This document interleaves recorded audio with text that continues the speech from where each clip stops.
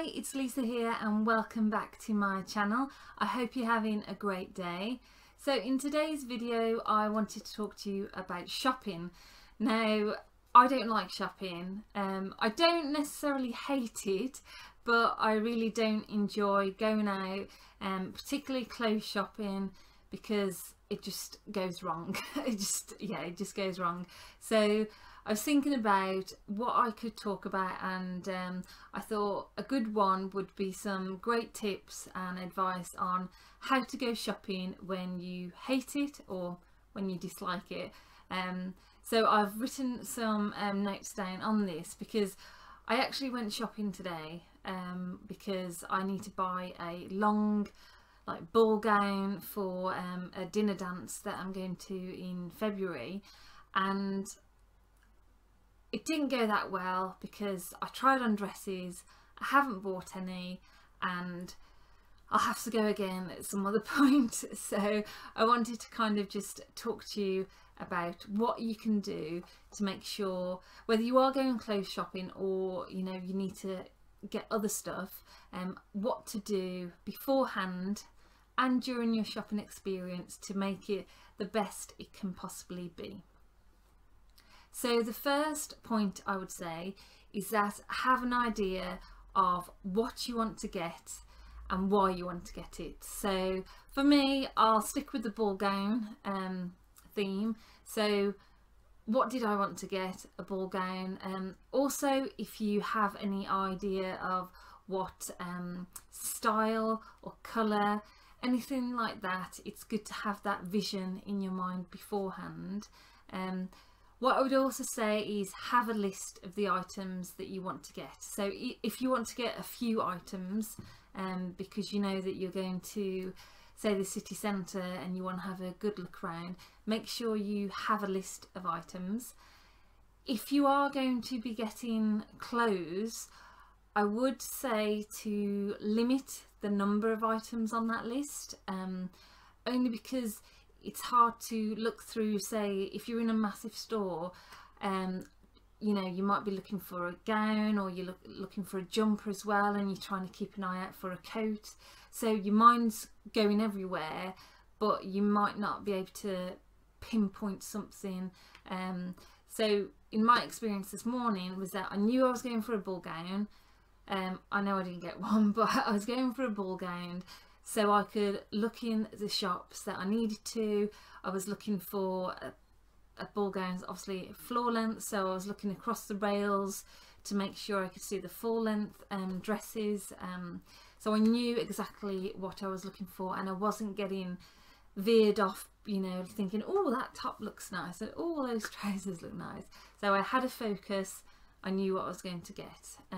And also, if you've done a bit of research before you go, that's even better. So you know where you want to go, you've got your list, but also the research, you may have found a couple of items, say online, that you like the look of and you like the style of, but you want to try it on. So that's even better if you know where you can try it on, so either the brand or the shop, so you can go straight to that shop and you just know that at least you've got some possibility of it fitting or it being right. So so that's the first kind of, it's quite a big tip, but that's kind of the first item that you need to go through before you actually go shopping. The second point I would make is make sure that you go early in the morning, because you're going to have less shoppers, you're going to be fresh, you're going to be on the ball, and it's just going to be just a better experience, because you're not having to hit the traffic and all those people, you've already had to say like breakfast and you've gone out. So try and get there as early as possible. My third tip would be to try and find a store. So if you don't, if you haven't got a store in mind or like a brand in mind of what thing you're going to get, whether it's clothes or an item, make sure that you visit the shops that have lots of different brands. So here in Birmingham we've got Selfridges, and there's a shop called Debenhams, so they do a lot of different brands within their store. This is really good because each, you know, say like in Debenhams they've got Wallis and they've got Levi's in there, so there's lots of different styles. You might be able to find your item of clothing in a place like that. You might not even have to go from shop to shop to shop, which again is one of the reasons that you may hate shopping, is if you go to all the shops and then the items in the first shop. So try and find a big department store with lots of different brands, and that will, you know, increase the possibility of you having a better experience. Tip number 4 would be to limit your shopping trip. I would say about 2 to 3 hours. That's all I can do. I could possibly do more, and the only way I would do more is for tip number 5, is that you make sure you have a break in between. So you either do it for 2 to 3 hours and then go home, rest, leave it, or you do a longer, say a full day, you know, maybe 4 or 5 hours, but you have a break in between. So whether you go for a tea or coffee or you have lunch in between, it just means that you break it up. You can kind of revitalize yourself, re-energize, and get ready for the next onslaught of shopping. So that's one way you can do it. Tip number 6 would be, don't be disheartened if you haven't found anything. So as I said this morning, been shopping and I'm not found anything, but that doesn't mean, you know, I'm not going to go back out there, because I definitely need to get a dress anyway.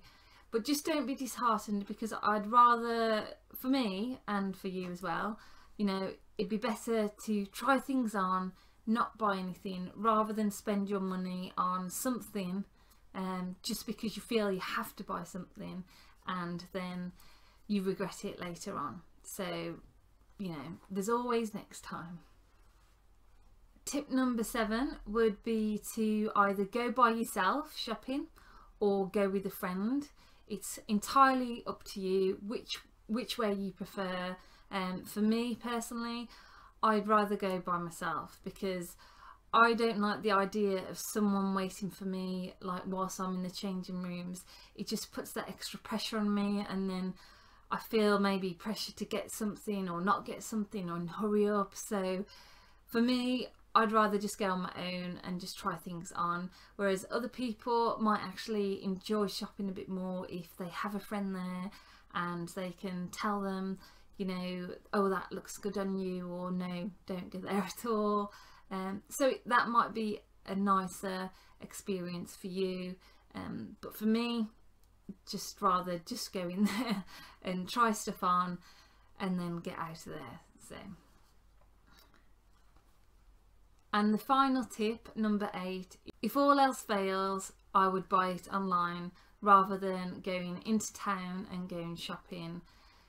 There's a lot of you know, there's a lot of stores now online. There's so many. You've got, you know, there's just so many. I'm not even going to name them, but you can order them online, you can try them on at home, and then you can send them back. Or the other alternative is to buy them online, get them picked up, and then drop them back at the store. Either way, you're doing it in the, you know, the comfort of your own home. The only downside to that is that I don't like ordering too many things. So obviously, like today, I tried on quite a few dresses, so I wouldn't necessarily order 10 dresses to try on at home and then send 9 back. So that's the only downside with that.